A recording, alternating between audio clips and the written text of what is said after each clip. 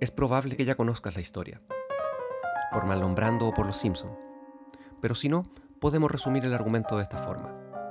Blanche, una profesora solterona, vanidosa y altanera, llega a un barrio de la clase trabajadora en Nueva Orleans, luego de haber perdido toda la herencia familiar en circunstancias poco claras, para visitar a su hermana menor Stella, modelo de la mujer sumisa de mediados del siglo XX, esposa devota, enganchada emocionalmente a un matrimonio disfuncional y violento con Stanley, arquetipo del macho alfa, rudo y vulgar, cuya fuerza y atractivo sexual en un contexto de valores patriarcales se potencian con su actitud de animal dominante.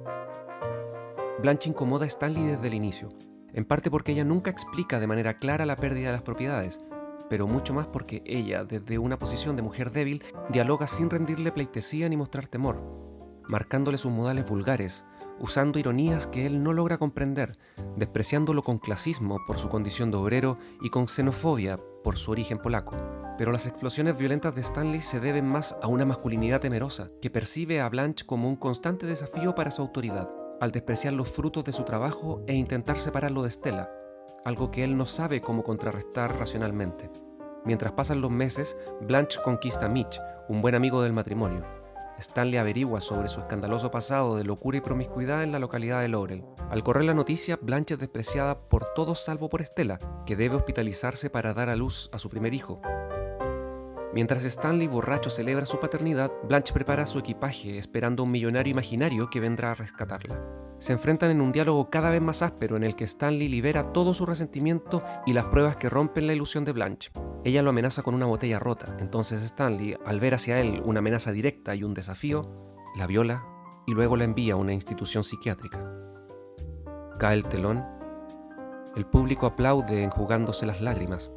Volvemos a nuestras vidas luego de la catarsis, sintiéndonos mejores personas, por no golpear a nuestra pareja, por no beber en exceso, porque creemos vivir en un mundo en el que las cosas buenas le pasan a la gente buena y que las cosas malas le ocurren a quienes se lo merecen.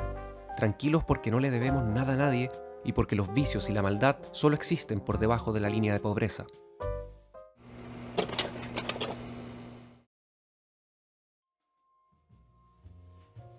Las ideas, conceptos o valores que la obra entrega son múltiples, pero todos de alguna manera se relacionan con el contexto de marginalidad, económica, cultural y de género, que retratan las tensas relaciones entre los tres muñecos rotos que se nos presentan como personajes principales. Blanche es una mujer nacida y criada en la clase terrateniente. Su formación la condiciona a valorar la alta cultura, los lujos y la moral conservadora, a despreciar el trabajo, la sencillez y el pragmatismo de la pobreza. Sin embargo, en su afectada personalidad vemos señas claras de impostura.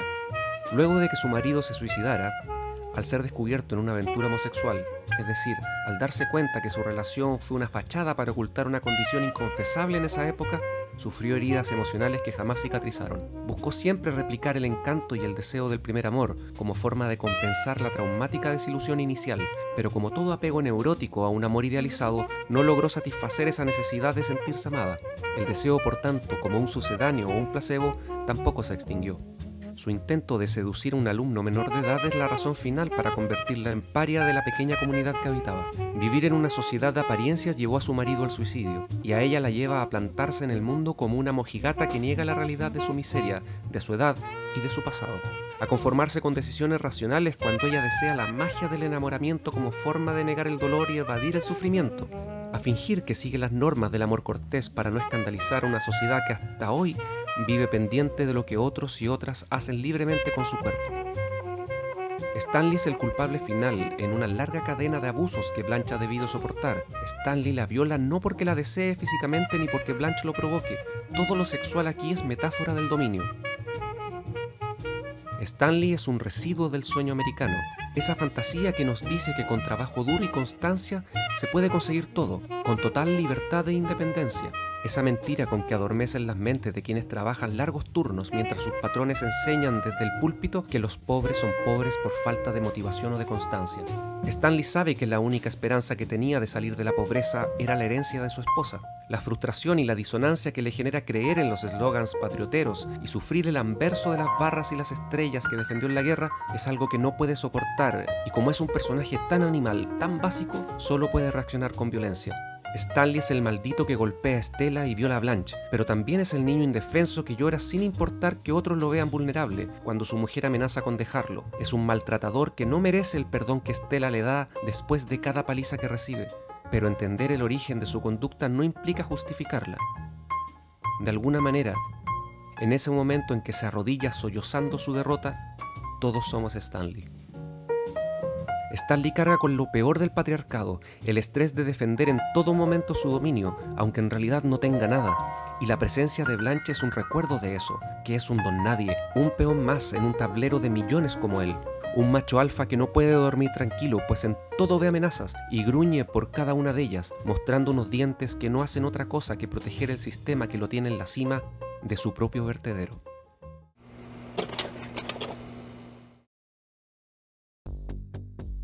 Luego de la violación, nadie le cree a Blanche. Incluso la vecina aconseja a Stella no creerle nunca.